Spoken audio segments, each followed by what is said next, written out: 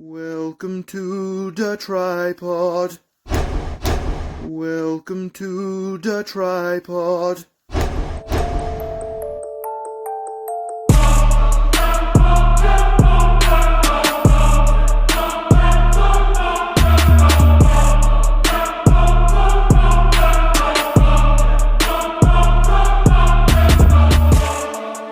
Hello, pretzels, and welcome back to the tripod. And we're kicking things off with a fiery start from our boy Stixie Drip Drip. It's time for the drip pact of the week. We own the night, not trying to get a copyright violation here now. We getting Stix's drip pact of the week. Well, this week we started and ended with the, in my opinion, second best women's division in all pro wrestling, the Impact Knockouts division. The first match we had was the Juggernaut Jordan Grace versus Masha Slamovich. And that was a banger of a match, pretzels. I mean, that was probably the match of the night. Both these girls can go. Jordan Grace is coming off of the heels of her versus Deonna Purrazzo at Rebellion in the main event, which was a banger of a match in itself. If you have the opportunity to go get a chance to watch the highlights of this, or if you actually get the opportunity to watch this full match, this match gets your boy Stixie Drip Drips drip of approval to go watch this. This was a killer of a match. We had a non-title Impact tag team match, which had the ABC Ace and Bay Club versus the Design of Allen Angels and former Khan. That was a great match. Sami Callihan is still messing with the Design. Did a run-in, hit and run on Diener and the Design, allowing the ABC to pick up a dub. They also broke during that match that last week. The tripod's favorite, Mangria, if you will please hit me with those silky smooth vocals. Say his name, man. He appears. I believe in Joe Hendry. Yeah, a bit of sad news. Yes, he suffered a broken nose, which they had pictures to show it. Almost looked kind of John Cena-ish, maybe not quite as bad, but it did look kind of like that. So he will be out for a hot minute. And then in the main event, we had a Knockouts championship match. It was the Virtuosa, Deonna Purrazzo, the reigning defending Knockouts champion, versus one half of the Impact Knockout Tag Team Champions. Everybody, let's get wild. Taylor Wilde representing the Covenant. And a good back and forth match. A little bit of interference here and there from the Covenant, from Miss King. Deonna Purrazzo was able to pick up the win. She gets jumped. And Jordan Grace comes out to make the save. So now we're possibly teasing a rematch. I believe I don't think they've announced it yet, but the next sort of Impact Plus event is Under Siege, which I believe is the 26th of May. That's Friday. During the Friday of the same weekend of we'll have Battleground and Double or Nothing. So that'll be a nice event to kick off a huge wrestling week. Jordan Grace comes out, makes a save, get a little bit of a stare down. They shake hands, and that's how the show ended. Otherwise, it was another good Impact show for the week, and we're treading waters to get to Under Siege. So all in all, not bad of an episode of Impact this week. Mangria, I'm interested to see what you had to say about this week's episode. Well, a couple of thoughts. That tag team match with ABC versus the Design. Holy shit. I never liked ABC. Every time I saw them, I was like, who the fuck are these idiots? And their music sucks. And this match, made me a believer. That was fucking awesome. The Ace and Bay connection, right? Yes, sir. That was my insulin impact of the week. I'm telling you, Minkry, if you get a chance to watch the Ultimate X between them and Motor City Machine Guns from Rebellion, that was a great match. They had the tag team titles. That's where they had the ropes hanging up above, and they form an X. They had the tag team belts up on that. Oh, I believe if I remember right, that opened Rebellion. If you get a chance to watch that in its entirety, oh man, that is another great match. Also, I can't wait till next week's drip pack of the week because I believe we will be feeling the glow. But that being said, here comes Big Carpe himself. Julius Caesar now joins us as we kick off our official tripod reviews, and it's Wednesday night. And you know what that means. It's time for Orange Cassidy to do 4 moves and retain his title. It's Orange Cassidy defending the International Championship versus Bandito. Yep, that's what happens. Bandito with all kinds of Jake finishers, using one hand to finish, but it wasn't enough. Awkward sportsmanship afterwards. Renee with Adam Cole, baby, backstage. The audio keeps cutting out. Typical All Elite. Cole gonna call out Jericho.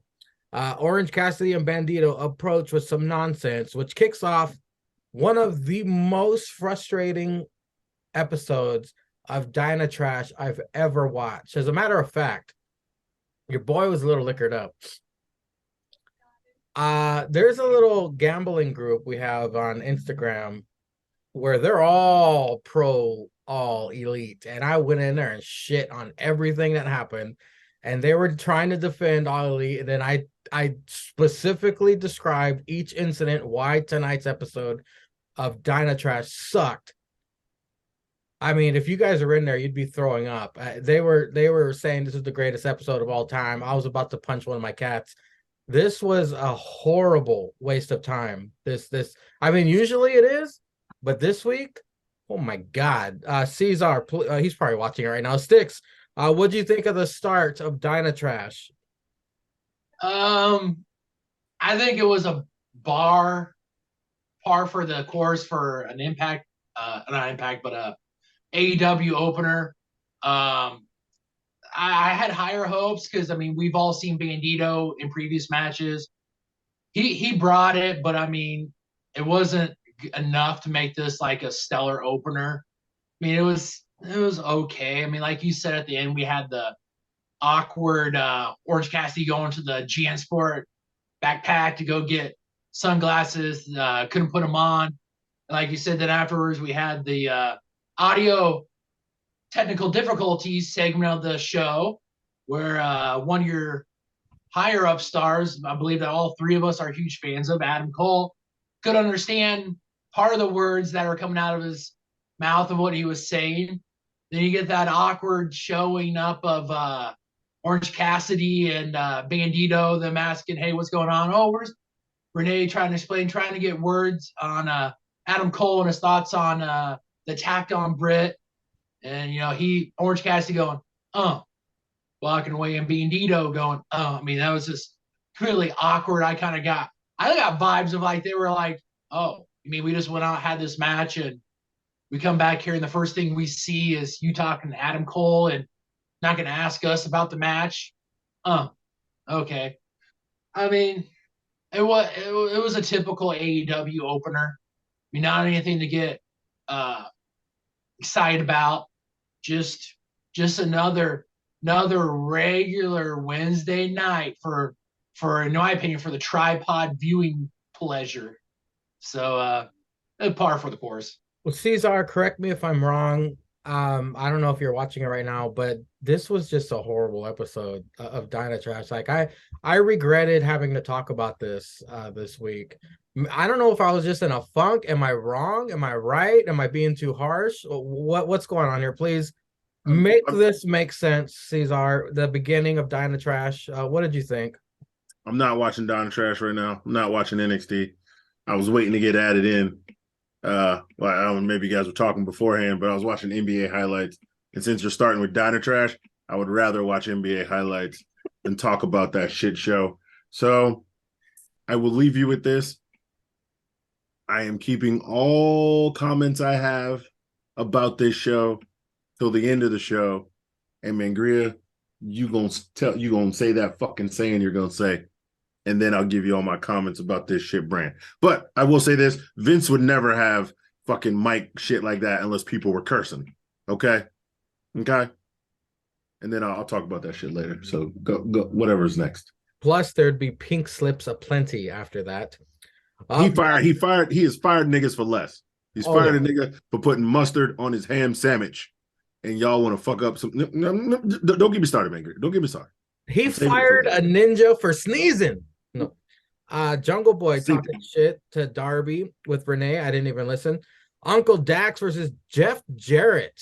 The for sure Caesar 632 match of the week. There was a lot of 632 going on in this fucking show. I don't blame you, I'm saving it to the end. Like I said, I'm dreading even talking about this episode. We have a fully stacked roster of young, hungry talent. Let's have 50-year-old Jarrett take one of their spots because Tony Skeet says he's a draw. This is a story. Jarrett's in a stable with a black guy and two browns, and they send the whitest cracker in the box to get screen time. This is the Booker of the Year? No, this is the ignorant mark of a lifetime. Fuck you. And then this fuck wins? What the fuck? Okay, speak of the Sand Devil, he announces the Owen Hart Trash Power Bottom Waste of Time Tournament is returning. Looking coked up. Sticks, Uncle Dax, Jeff Jarrett. Is there a light at the end of this tunnel? No, because your boy typically ends up catching Rampage before Dynatrash, and they had Cash in the singles match. I forget who it was. I don't remember. I think it might have been against Jay Lethal, and he lost. So of course, the first thing I did reverse booking. Well, of course, Uncle Dax had a singles match or was going to, and he's going to lose, and this is going to set up them defending the tag team titles against Jeff Jarrett and Jay Lethal. You know, we're going to get that whole bullshit again. And right on par, that's what happened. So, I mean, we're getting the challengers, each challenge singly members of the tag team champions, end up winning by hook or by crook. And that enables them to set up a long-standing promo back and forth, different kind of matches probably to get us the double or nothing. Well, they'll get their tag team championship match. And I sure hope Tony Khan isn't all coked out when he makes the decision. I hope the FTR retains, because if you put the tag team titles on Jay Lethal, I mean, I'm pretty sure all three of us wouldn't have a problem if you put it on Jay Lethal and somebody else other than Jeff Jarrett. But for some reason, you're pairing him with Jeff Jarrett because you somehow seem to think that Jeff Jarrett still brings in fans and attention. He doesn't. I mean, the guy was dead and gone and was over when he ran TNA in the ground before they became Impact. I'm happy to see Uncle Dax on TV. Uncle Dax proved that he's not only one of the best tag team tacticianers, but also when the guy needs to go as a singles, he can go as a singles wrestler. So I took it all in as we got another good performance from Uncle Dax. And unfortunately, we had to sit through Jeff Jarrett wrestling with them too. And what's this? You throw somebody out. Referees came out. They took a whole small army of the referees to put the three amigos back to the ring, and then somehow this pencil handling sloth, this sneaky snake, somehow slithers his way back out there, and nobody can notice that, to allow and help Jeff Jarrett win. I mean, if you're the ref, you saw your other ref clansmen and women push these guys back to the back. And then you see something happen with Uncle Dax. He jumps out of the ring chasing this guy that was thrown out. Wouldn't you do something like maybe, I don't know, DQ Jeff Jarrett? Because obviously, I mean, wrestling math is you threw this guy out. Somehow this guy is back. Uncle Dax is chasing after this guy. He must have did something to Dax. Oh, okay. Well, you were thrown out originally, so since you came back in here, we're gonna go ahead and have to force ourselves to disqualify Jeff Jarrett. No. You allow the shenanigans to happen. He slithers into the ring, distracts you, allows Jeff to hit the stroke, and goes for the pin, allows Sanjay to hold Uncle Dax's feet so that he can't kick out of it and pick up a win. I mean, I'm pretty sure Vince would never, but Tony Khan would.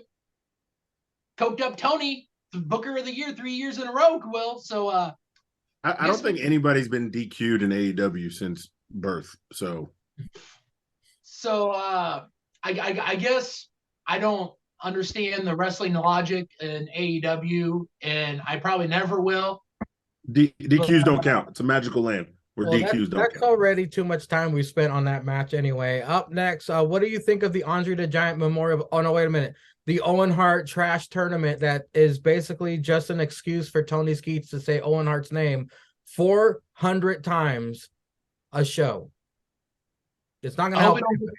I hope we don't get that awkward 1 hour overtime that we had the first time we had this last year or 2 years ago, however long it's been. I hope not either. Moving on. Wardlow with Arn versus who? Quick splash.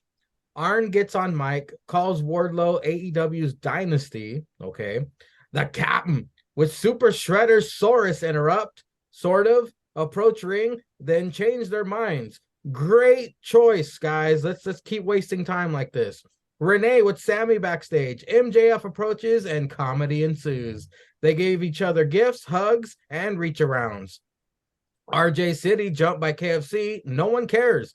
Then we get Darby Allin versus Sammy. I was like, okay, guys, we finally we got potential here. We got Darby versus Sammy. Maybe something cool will happen. I unloaded my gun. I set it aside. I was like, okay, we're gonna sit through this shit now. We'll watch it. Won't kill ourselves. We'll see how it goes. MJF joins commentary. He's chugging pickles. Sammy, they were kosher, by the way. They were kosher. Sammy being Sammy, disrespectful. MJF waxes about his kosher pickles and how great Sammy is. Tony is disgusted the entire time. Says MJF jumped the shark. Sammy low blows Darby on apron, then moonsaults onto him. MJF is very excited. That's my friend. Very cool spot through table. Sammy 630 on the Darby. Is this a no DQ? Did I miss that graphic pre-match? Told you. What'd I say? Darby beats the count of 10. MJF upset, goes to ring with ref distracted. MJF tosses skateboard at Darby. Then Sammy pulls an Eddie and gets DQ'd. What the fuck? Which is it, man? MJF and Sammy celebrate, but Tony Schiavone calls MJF a prick and says that Tony Skeet sets up a tag match with Sammy and MJF versus Jack and Darby. If Jack and Darby win, then there will be a Pillars 4-way at Double or Nothing. This is exactly what Stick said last week, which is getting spooky, folks. He's winning predictions. He's calling spots. I think Sticks might be working for old Tony Skates, but I digress. Sticks, what did you think? Wardlow? No, never mind. What did you think of Darby versus Sammy? The match was decent at best, and that's even kind of offensive to decent. I didn't mind the ending. I kind of like that when we get that little throwback to of Eddie Guerrero. I thought it was pretty nice. And no, I am not working for Tony Khan because I would hope that you both know that I would put out a better program than what we all three had to sit through on Wednesday night. But no, I mean, dead clock's right twice a day. So hey, I called my shot. I got it. It is what it is. It'll get fucked up somehow, but this match had potential, like you said, and it didn't live up to it. So keep it as that. I understand the end of the match was the setup for Double or Nothing, but if I had to rate this episode of Dynatrash, this match would be the only reason why it got my salt dandruff, because everything else was terrible. Up next, MJF and Sammy storm out. Sammy denied access to MJF's getaway vehicle. Adam Cole, baby, in ring, calls out Jericho. Jericho wants nothing to do with a guy who lets his wife get beaten, so he sends his goons to jump him. Orange Cassidy and Bandito for the save. Why? Jericho Appreciation Society numbers too much.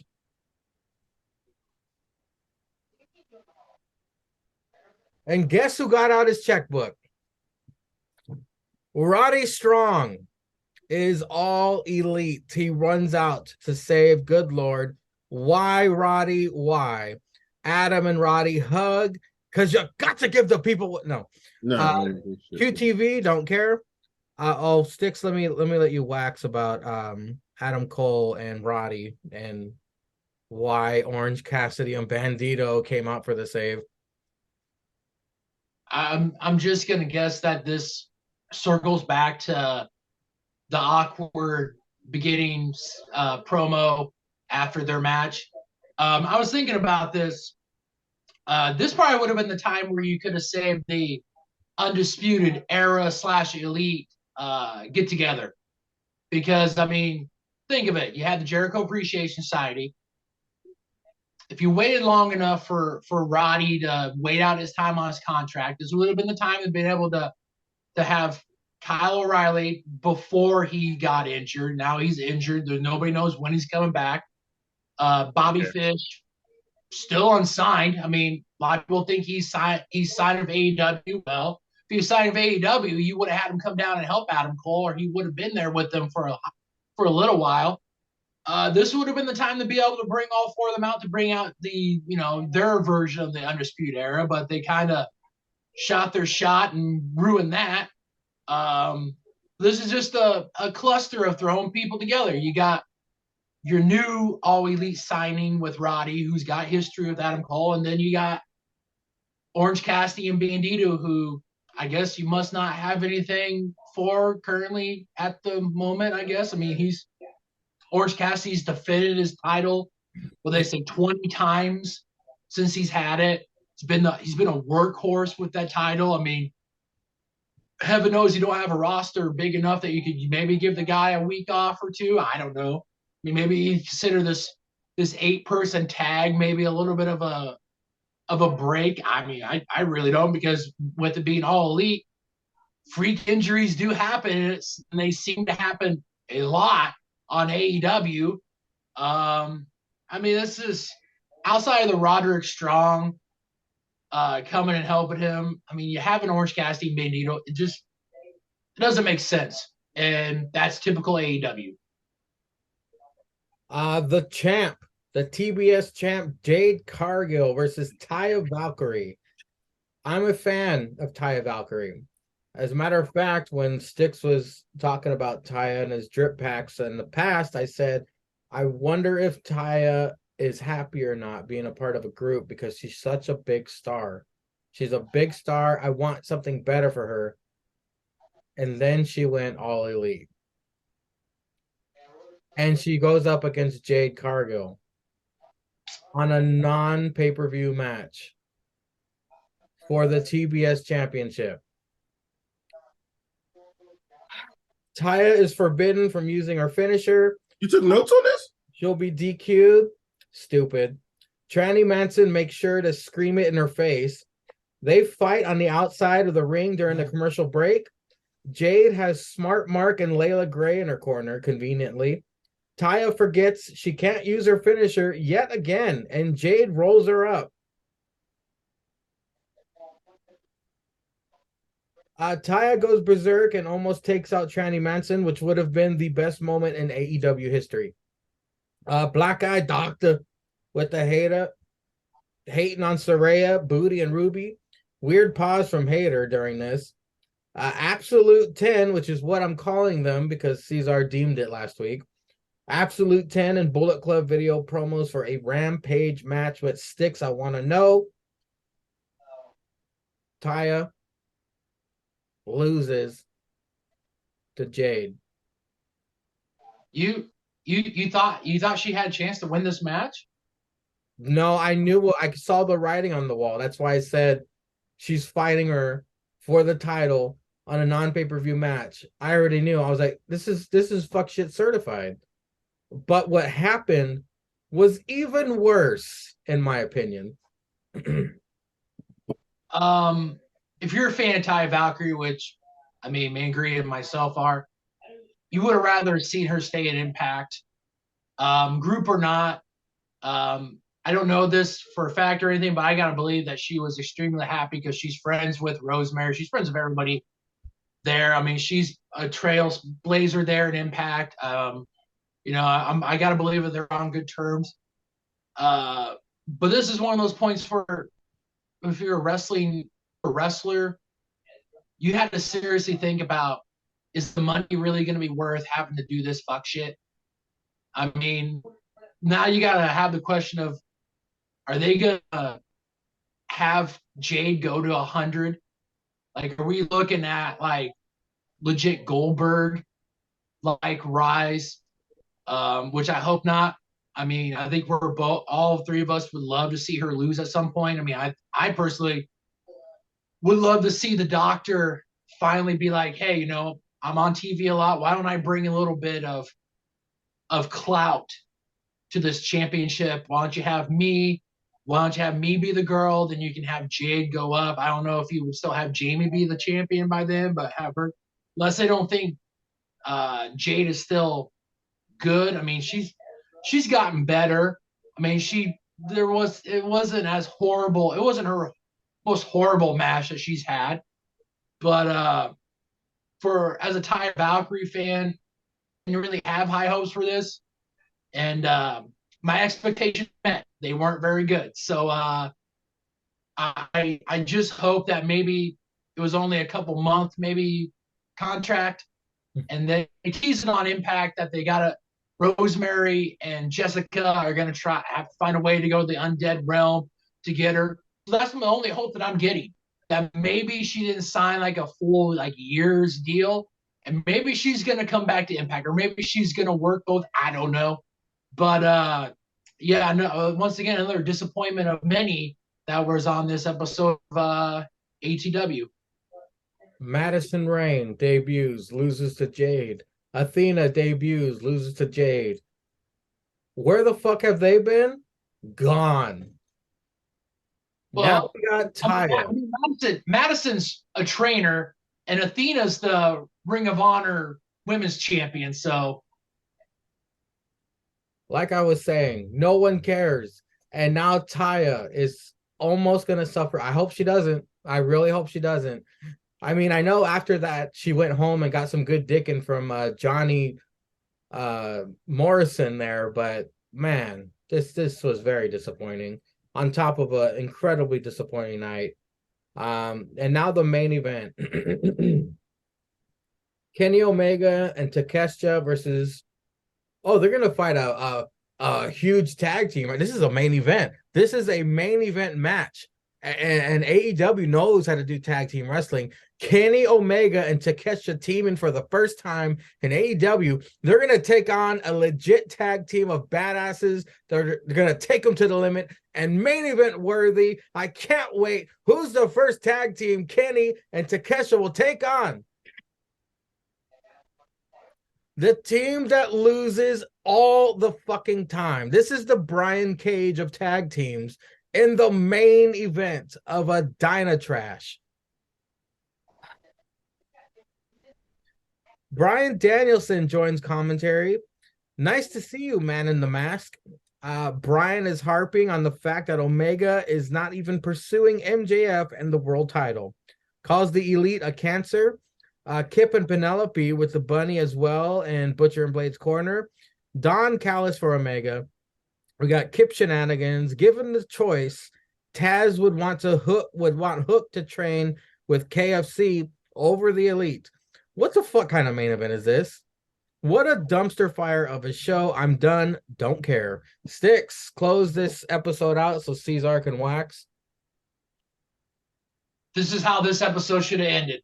I'm just going to leave it at this. This is how the episode should have ended, and it ended perfectly for this hot dumpster fire of trash. I don't want AEW to fail. I don't want to watch this episode and be like, I just wasted 2 hours of my life. After this episode was over, I was debating in my brain whether or not we should talk about AEW anymore. This was awful. And Cesar, are you ready?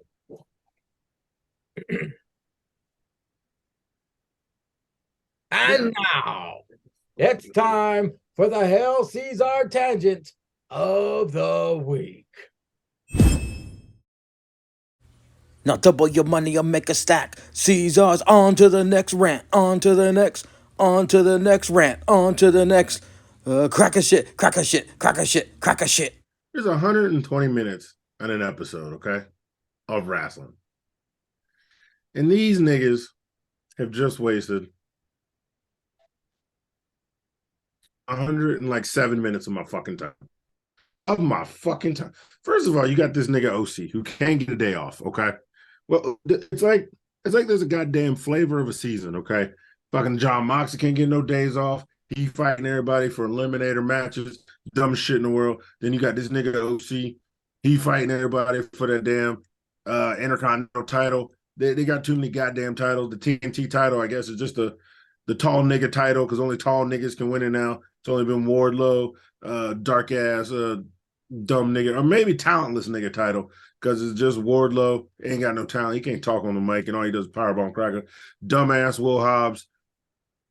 He ain't putting on no fucking bangers. And then Wardlow again. I mean, the last nigga that had some talent that had it was fucking Samoa Ho. Darby's ass can't talk on the mic, so that talentless nigga bullshit is out here. But anyway, yeah, you're going to take some dude like Bandito, a fucking ROH world champion, put him with OC, and have some kind of piss-ass match between them two cracks. You know what OC going to do? You know what he going to do? He going to do some flippy-dippy DDT, a jump off the top DDT, a damn orange punch, a damn crash, some shit on the damn outside, crawl his dumb ass back in the ring because he's lazy, fall top. It's a dub, okay? He ain't losing that fucking title no time soon. All the little crackers wearing denim, bringing out the Canadian tuxedos with a white-ass T-shirt and giving a thumbs up. And that's what I care about that match. I gave it 2 burps, and your mama's a hoe. Up next, then you had that mic fuck up. Vince would never. Vince would fucking never. I wish a nigga would go out on WWE TV and not have to blurt out by some James because the mic was broke. Because the mic was broke? Negro, please. Get the fuck out of here. That boom mic guy, he's fired. And then you got this old crusty bitch who just trying to damn get his hot girl walk on the goddamn ring, Double J, his Uncle Dax. Why is it? You know what? The only positive thing about this bullshit segment is if Cash lost to Sanjay, that nigga on Rampage TV. I can't even think of his goddamn name. It's finally long-term booking.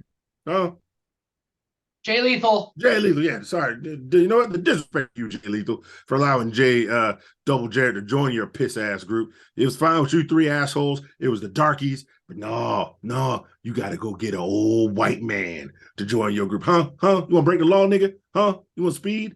Put coke in your car? Huh? Is that it? Nigga, just drive through black neighborhoods. Ain't no cops come there, no way. You just dumbass.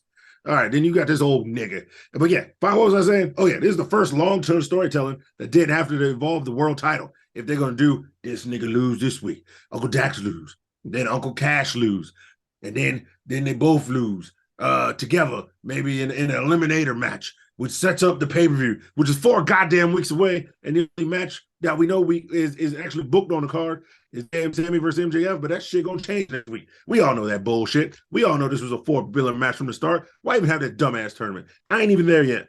What was I talking about? Wardlow. I see the shit out of this. Cesar 632. I ain't got nothing funny to say. That shit was trash. Arn got on the mic. I got on Pornhub and thought about jerking my meat into an electrical socket because that seems more entertaining to listen to old ass Arn Anderson talk about some bullshit. Okay. Then I don't even know what happened next. Oh, Sammy versus Darby. Yeah. So you mean tell me in the middle of a match, this nigga can just go outside, get a fucking table, you know what I'm saying, squeeze his wife's ass, you know what I'm saying, tickle the ring girl, call himself a chalupa and the Spanish god, put this nigga Darby on top of the table.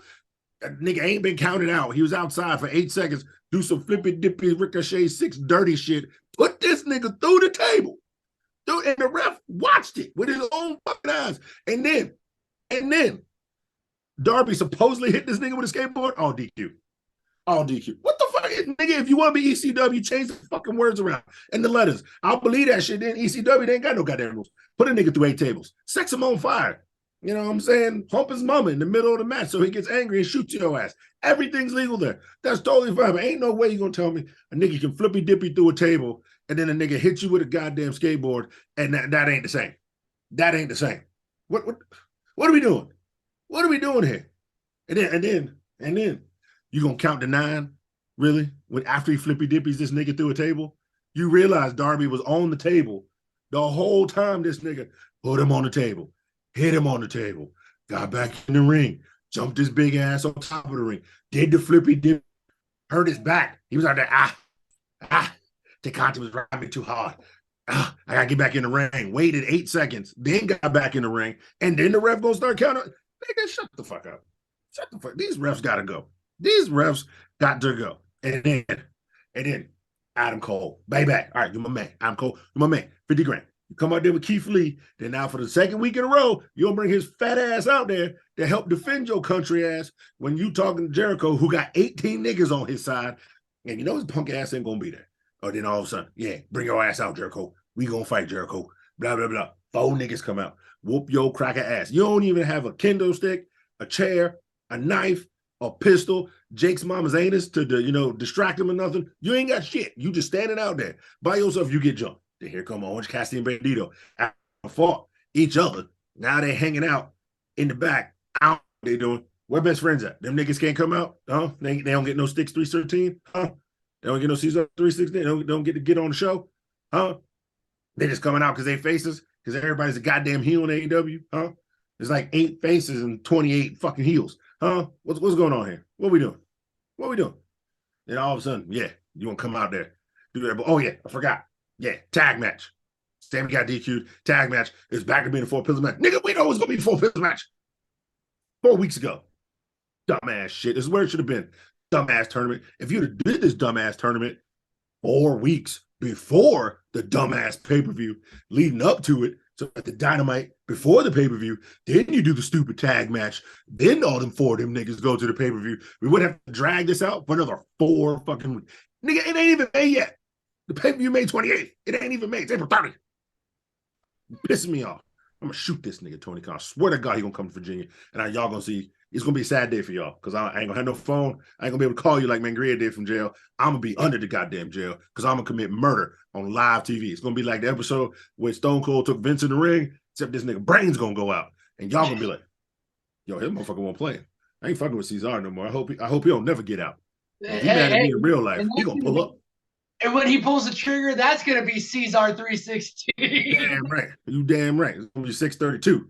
You better fast forward through this shit when they re-show tapes. Otherwise, you're gonna see some brain, nigga. No.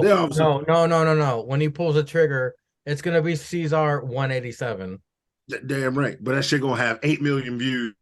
And AEW Botcher's gonna be like, this nigga right here saved AEW. 8 million views, 8 billion views worldwide, nigga.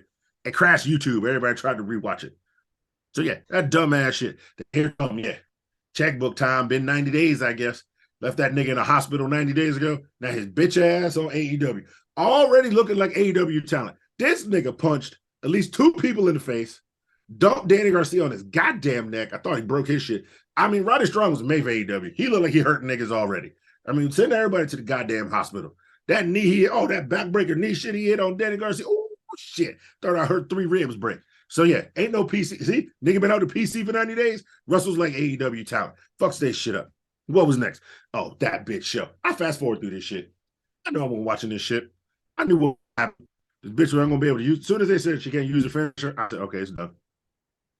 That's oh shit. She tried to fuck up Training Manson. Let me watch this shit. I actually rewound it to try to watch it twice.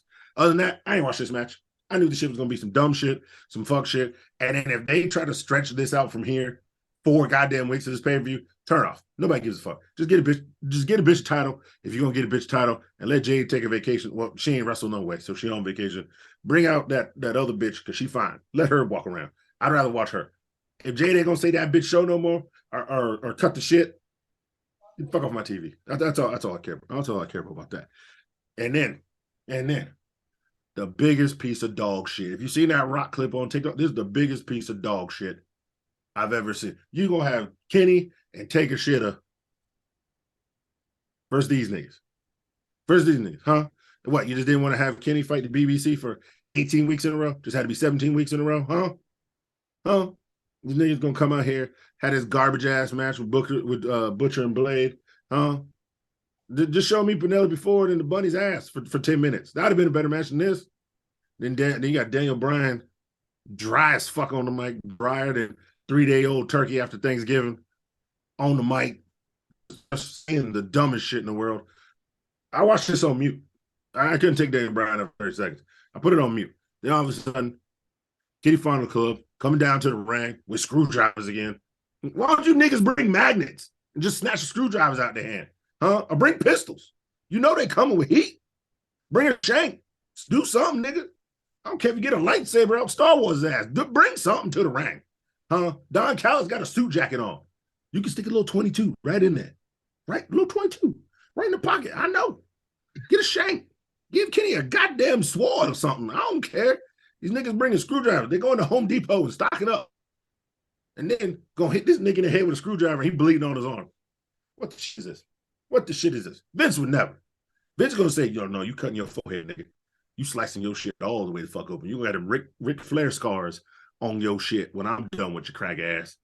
I mean, somebody gotta bleed every goddamn week. Every goddamn week. I mean, goddamn period juice everywhere in the ring on somebody. But ain't Moxley, it's somebody who he in the ring with his goddamn screwdriver. I hit myself in the head with a screwdriver yesterday. I didn't bleed one goddamn bit. Nigga, why don't y'all get some knives? Get a damn, box cutter. Make me believe you trying to cut a nigga open. Huh? A fork is all right. You jam that shit, a goddamn screwdriver. And what is it, a flathead? Huh? That screwdriver. It ain't diamond tip. So why is these niggas getting cut? But yeah, like Mangria said, I wish a nigga would.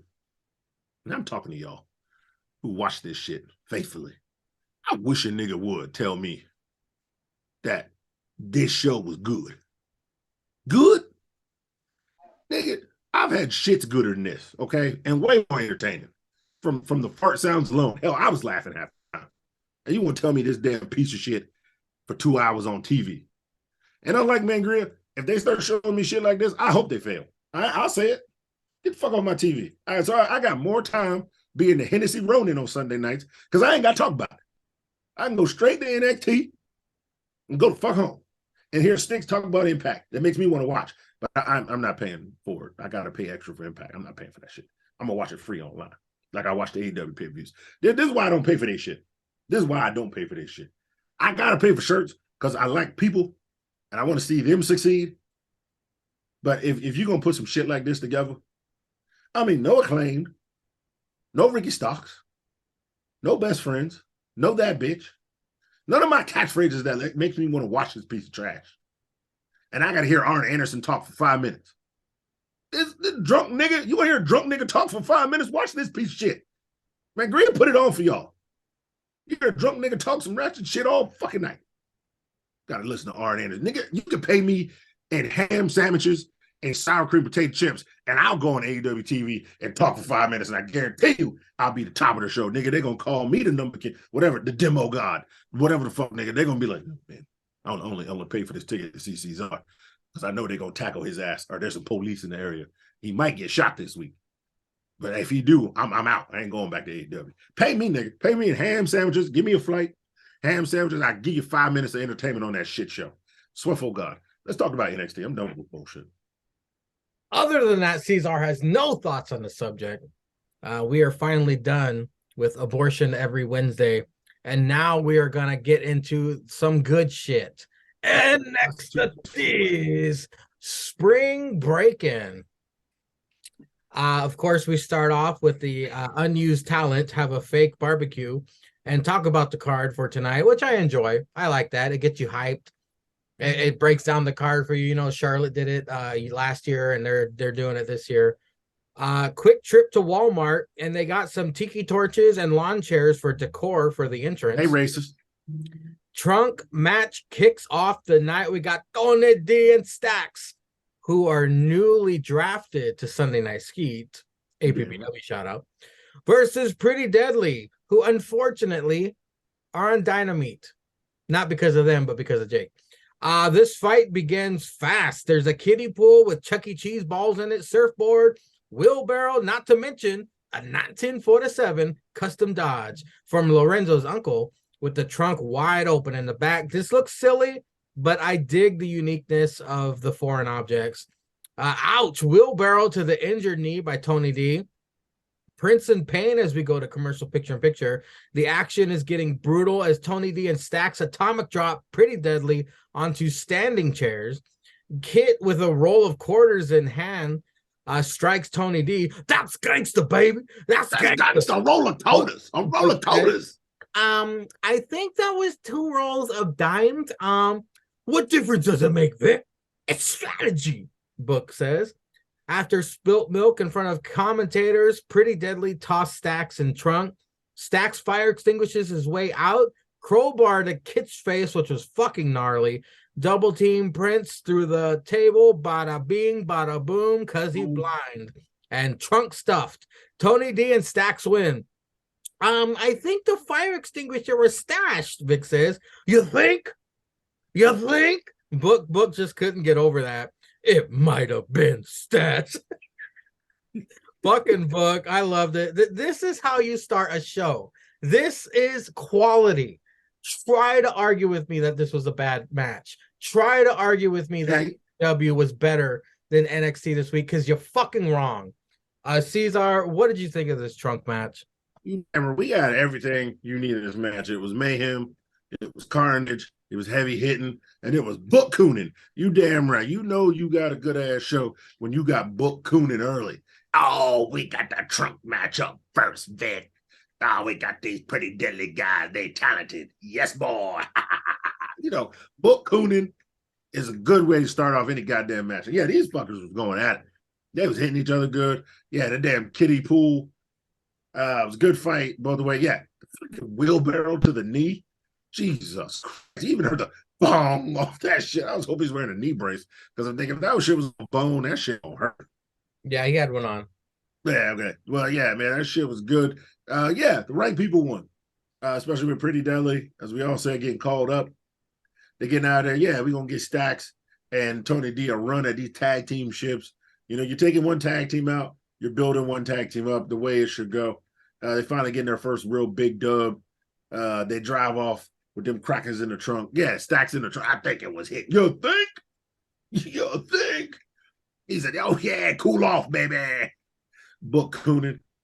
I love it. You gotta love it. This match, it was good. It might have been stashed. Sticks, what did you think? We got finally something good. This was before the abortion on Wednesday. We got the dessert before the vegetables here. What did you think of the kickoff to Spring Breakin'? Well, once again, NXT starts off their show with another banger. I fully believe this might be the match, and I'm sure we'll talk about it a little bit later. But I think this was the match that will help propel Tony D and Stacks as a tag team. I think maybe another match or two, another couple of dubs, and these boys can be wrestling for the NXT Tag Team Championships. And to tell you the truth, I wouldn't be mad if they end up winning. I think these guys, they're coming together really good. Stacks is starting to show that he can wrestle better every match that he's in. And I think this match solidified these two, the Dawn and Stacks, as a legit tag team in NXT. And this is a good way for Pretty Deadly to go out before probably getting drafted on Monday or somehow being drafted on social media that we'll have to read about maybe late Monday night or Tuesday. But it's a good way to send out Pretty Deadly. I mean, they're a good tag team. They've done it all in NXT. So this is a good way for them to exit stage right and help another tag team in NXT grow. So this was a hell of a good match and a hell of an opener for NXT Spring Breaking. Just throwing this out there real quick. I think Tony D and Stax are going to add one more person to this family before they gain some tag team gold. Just my own prediction out there. We'll see if it comes true. But, you know, I'm sorry, folks, are starting out with so much hate and anger. It's not like me.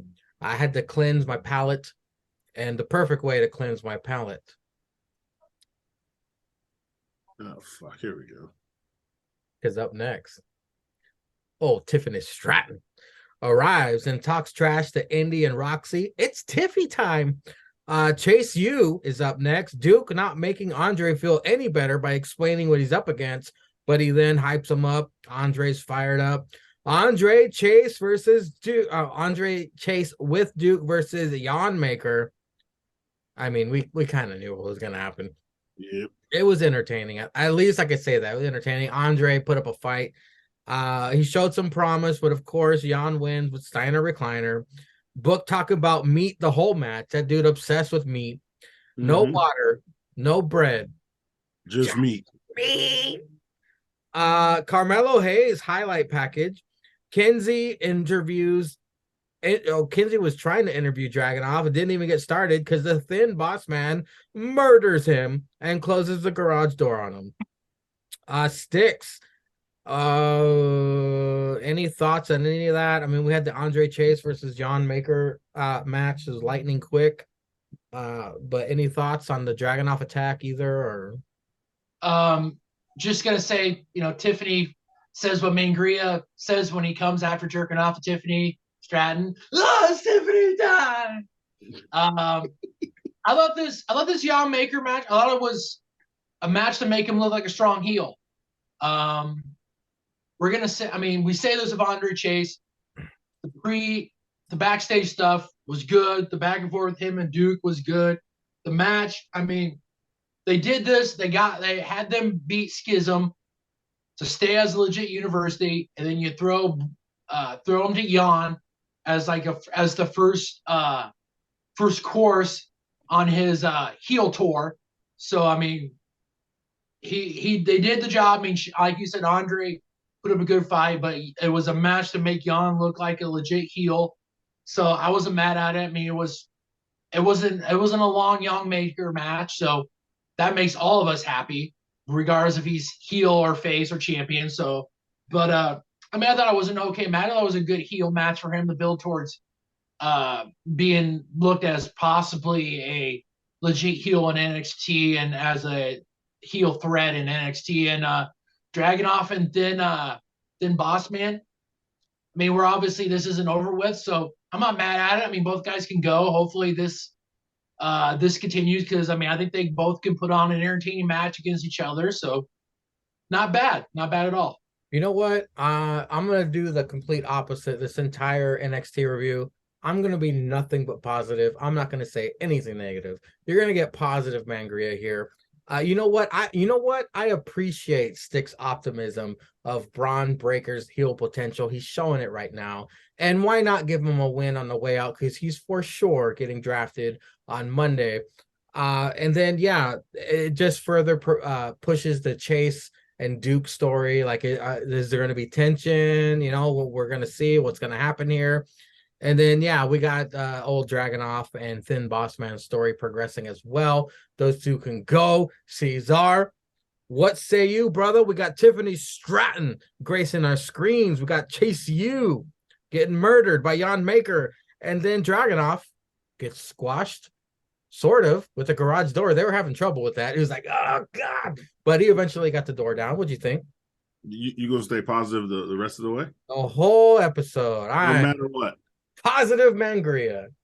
Even though White Khali is definitely called up and can wrestle on Raw and or SmackDown? Yeah, I got your ass, bitch. Yeah, know your place. Know your goddamn place. Caesar hitting you with that checkmate 316. Yeah, right. Damn right. I don't know what you thought. You thought you was gonna get through this? Oh, bring your ass back down with the rest of us. Yeah. You Yeah. see, Caesar. Come You on in. see, Come on you in. don't see the potential of Von Wagner. You can't see it, you cross-eyed bitch. Oh, hold on a second. Oh, sorry about that. You see, Von Wagner is the future. He's gonna be the next Mr. WrestleMania. He just needs to find the right show to be on. NXT was the launching pad. Von Wagner has more talent and is pinky than the entire AEW roster. You So don't even believe that. can suck it. I can't wait. I can't wait for Von Wagner to be. I can't wait for the announcement that he's all elite. Oh man, I can't wait for that to happen. Shit's gonna be good. The nigga said Mr. WrestleMania. He must be on that Tony Coke. Shit. Book that shit. Who booking that shit? But nah, this was also good. Yeah, it made Yawn look like real heel. Andre got some shit in though. It wasn't like a complete squash. Andre got some good offense. And he was taking it to him in the beginning, definitely. And then as you know, Yawn just goes on. He had a monster, he turned into Kyle and went on some cracker shit. And won the match. And then we got the fuck out of there. And then that stupid bitch said something stupid. And then Mangria skeeted. Stupid bitch said something stupid. Yeah, no, and I meant to call that hoe that bitch. Yeah, I said it.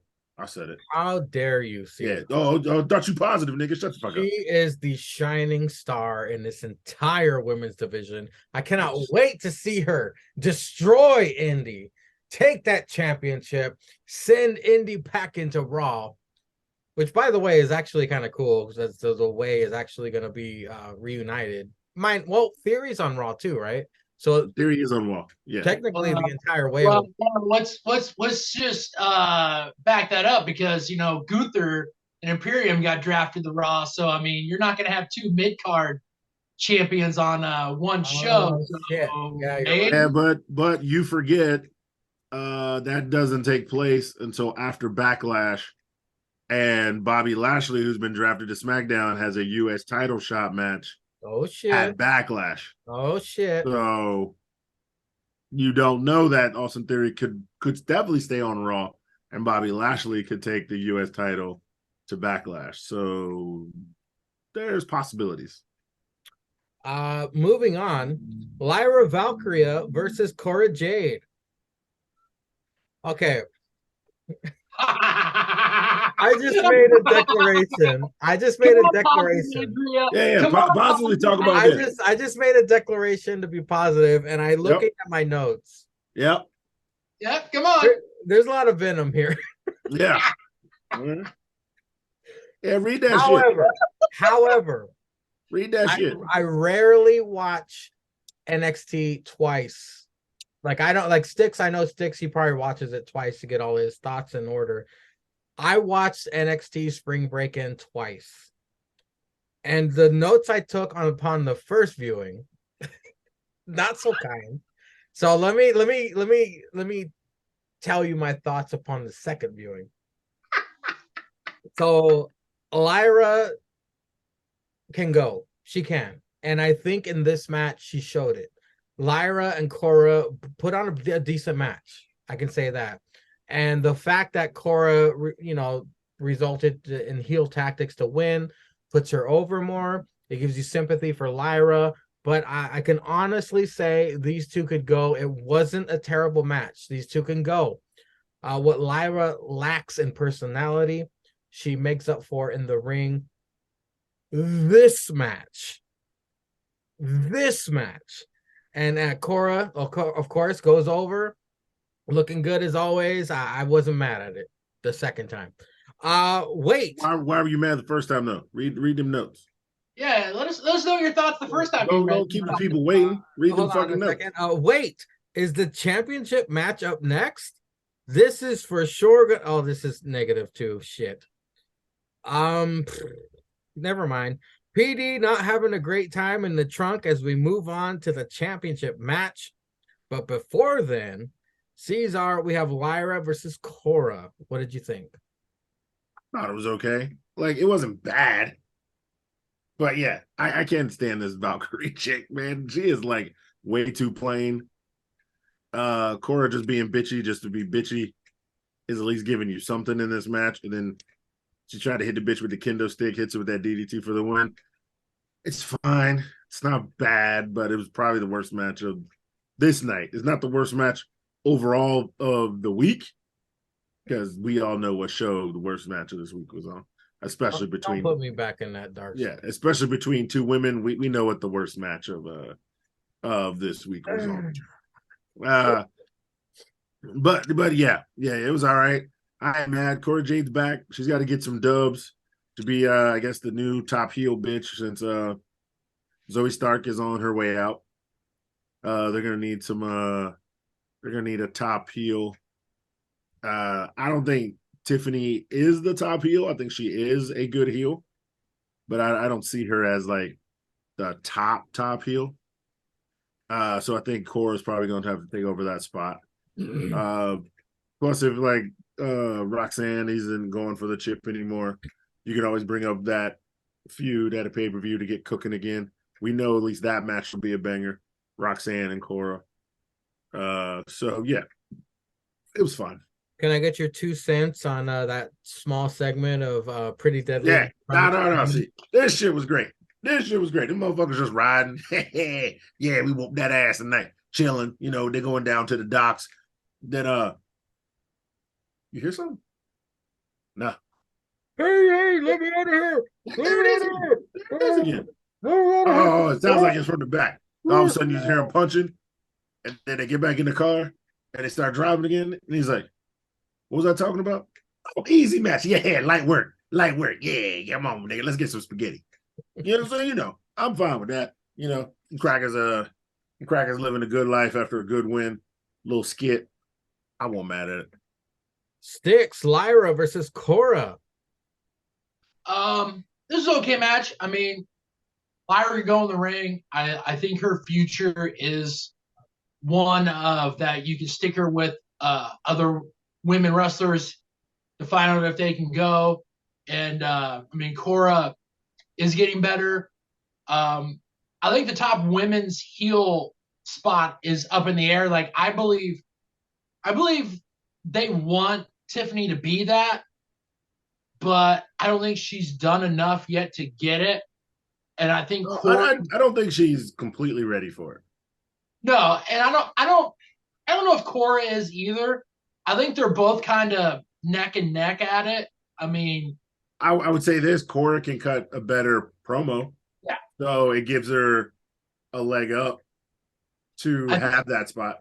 Yeah, I think live Cora can cut a better promo than Tiffany, but I think if you do just strictly like backstage stuff where you could obviously stop, redo it, do that stuff, I think they can make Tiffany look like $1 million. I mean, in the ring, I think Tiffany's a little bit better. Definitely, yeah. With that gymnastics background, that helps her out a super lot. But this match, I mean, it wasn't terrible. I mean, for the spot that it was at, it was okay. Lyra can't cut a promo, but like Mingria said, she can do her in ring work is better than her promo work. So having her against Cora, who can cut a better promo than probably her ring work, it's kind of, I don't want to say it's a wash, but I mean, it was an okay match. I mean, like Cesar said, Cora needs to start picking up some dubs to get herself back in that title picture. And it was an okay match. It was good for the spot that it was in. And the Pretty Deadly and family spot, that was good, man. That was good. You got those two driving down the road. You hear the bodies in the trunk yelling for help. Stacks gets out, bashes them over the head with the trunk, calms them down, and the boys keep driving down the road. So that was pretty good. So it wasn't a bad segments at this part of the show. Not bad, but questionable placement over the NXT Championship match, which of course we all know means Mello retaining. Mello with Trick versus Grayson Waller. The crowd actually split. It was great action to start. Did Grayson just throat punch Mello? Oh shit. Grayson, frustrated, grabs chair from under the ring and tosses it inside. Mello fucking catches it. That's right. Grayson attacks Trick, heading into commercial picture-in-picture. These two are the future of WWE, and the future looks bright.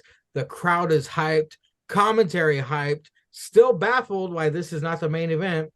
What the fuck did Mello just do? Springboard no look DDT to Waller? Just give Mello all the titles now. What the fuck? This is awesome chance. Mello very smart to roll out of the ring after Grayson's stunner. Grayson, Shane McMahon's Mello through the announce table. I think Grayson threw some shit at Vic while clearing the table, by the way. Yeah, he definitely did. Mello hits nothing but net for the retain. Book shouting, first 48, first 48. Oh, that's Mello's codebreaker. Okay. He was a bit late on that. Mello on the mic calls out Jan for Battleground. Of course, Jan jumps them both. Steiner recliner to Trick. Jan then spears Mello through the cardboard part of the stage. And of course, the commentators overreact, but I appreciate that. Sticks, we got Mello versus Grayson for the NXT Championship in the middle of spring break-in. What'd you think? I can kind of understand why they didn't have the main event. I mean, they wanted to show shine on the women. You had triple threat women's match. With how this match went, I mean, it would have been harder for the women to possibly follow this up. But this match was, my God, I thought this was a match of the week. We all keep thinking, or a lot of people keep thinking that Grayson's probably going to get called up, even though he's catching L's. I mean, the guy, but I mean, if he doesn't, and we can get a handful of more matches between these two, I mean, we're gonna be spoiled with this. I mean, this match was freaking awesome. I mean, Grayson's work on the mic, his ring work is starting to catch up to that. I mean, he can go in the ring, and Mello, I mean, man, great, you said it. That springboard no look DDT that he hit. I mean, this is the stuff your champion should be doing. And we have had to sit through, what was it, a year plus of Jan Maker wash, rinse, repeat moves. Now we got a champion that's going to give us something in every match. I mean, this guy there's a reason he's him. There's a reason he's one of one. I mean, the guy was, I think the only winner of the men's breakout. I mean, there's only reason why you have him be that guy. And he has shown you that ever since he's won that. I mean, we talked about ever since he faced Adam Cole, Bay in NXT. I mean, you saw something with him. It's just a matter of putting that time in, getting that ring work. And he has given us something every match. And this match is another one of those to put in the book of Mello. The man doesn't miss. This man everybody, you heard Grayson say it after he took out Trick. No Trick, no title. No Trick, no title. Well, guess what? No Trick. This man took his game up to another level. And guess what? No Trick. He's still a champ. He's still him. He showed it. Hey, Trick, yeah, he got Trick on the outside, but he don't need Trick to retain that title. And this was a hell of a match. The Jan Maker stuff afterwards, this is going to legit put Mello as the guy. Like, he will beat Jan Maker again at Battleground. This will go ahead and allow him to put Jan Maker in the rearview mirror. If he gets drafted, if he doesn't, this allows him to put him in the rearview mirror to say, hey, I'm done with that. Heel Maker, heel Jan, you go ahead, you do what you got to do. but I already handled our business. Now you're in the river. I'm done with that. I mean, he's gonna go out there and put on another and probably make Jan look decent, like he did in their stand deliver match. But I mean, this match, whew, I mean, not knowing, like you said, not knowing how the women's match went, or even, I mean, they had two matches after this, but I mean, whew, man, this was a hell of a good match, and this was my match of the week. I mean, Melo was him. This was a hell of a good match, and Grayson looked good catching that L, and that's a huge bright spot for WWE. And Grayson Waller's jersey will hang with the rest during the next title. Well, is it going to be a jersey, or will his shoes? Will they show that? Will they have shoes? He said he's going to hang his shoe on the power line. It'll be golden shoes hanging from a power line amongst the jerseys. But let me tell you two things I noticed during Styx's waxing. Number one, I can't believe I never noticed, but it looks like Cross-Eyed Kid is giving us the finger in Cesar's background this entire time. Never noticed that before. Also, number two, I noticed that when Cesar opens a bottle, he smells it. And I do the exact same thing with a bottle of Mangria. But Cesar, go ahead and wax poetic on this NXT Championship match. This is by far the match of the week, possibly match of the month, possibly match of the year. We'll have to find out. A candidate, at least. But Cesar, go ahead and wax about this NXT Championship match. It was good. I don't know about match of the year. All right, moving on. It was good. No. Yeah, the guys come out with the shoes. Book Coonan, because Book don't know who to root for. He's like, after party, Vic. And Vic's like, did you get an invite? Of course I got an invite. Did you not get one? I wonder why. Book Coonan. He's like, I'll see if I can get me a +1. You always got to love Book Coonan at the beginning of the match because you know he gonna coon throughout the whole goddamn match. Man, this shit was good. He talking about Grayson while I got the golden shoey, and he thinking of caviar wishes and champagne drink, whatever the fuck Book says. You know that's right. Book gotta use that shit. And then these crackers went at it, man, and they went to whoa. Grayson Waller going for the legs because he knows Melo likes a springboard. Melo's finisher is nothing but net with the leg. So he's going for the leg. Yeah, tricked the old ref and got Trick Willie up out of there. So yeah, why let that cracker have an advantage? Get Trick Willie the fuck up out of there. Crowd split on let's go Melo, let's go Grayson. That's always good. Motherfuckers doing work, doing all types of dirt. That springboard DDT. But then he went for that springboard and caught a stunner. I mean, Jesus Christ. It was so back and forth. The spot through the table. Grayson Waller being a dick, the old sick Vic there.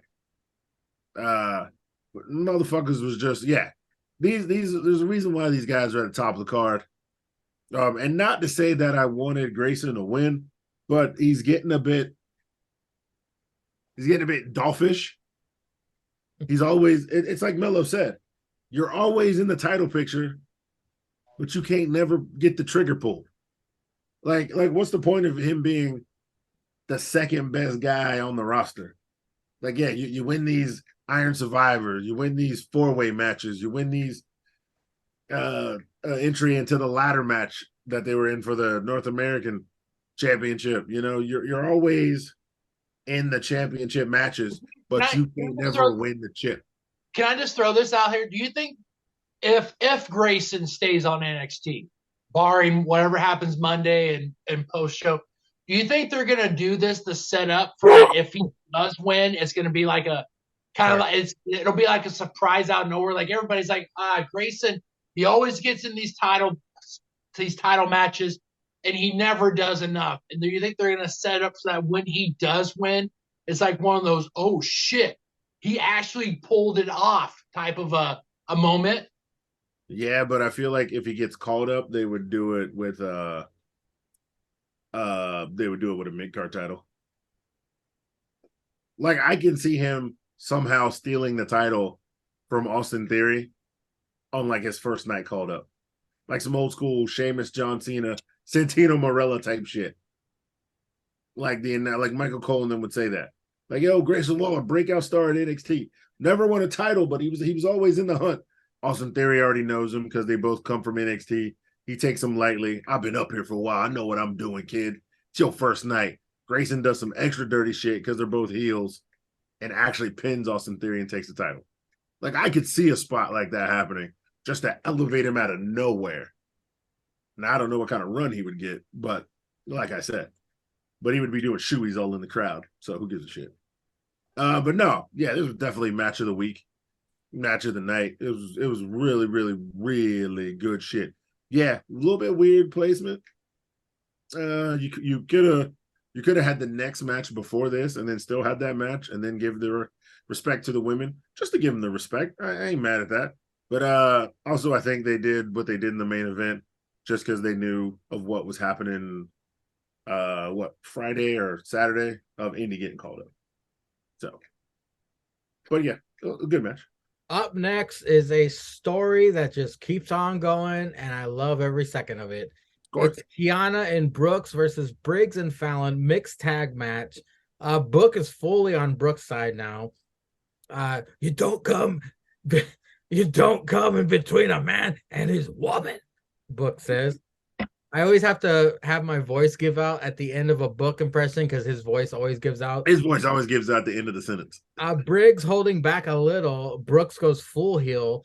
Vic and Book bickering about who is justified in this match. The crowd wants Fallon. Lots of outside action. Thought it was very unique that with Fallon hanging through the second rope, yelling at Kiana and Brooks.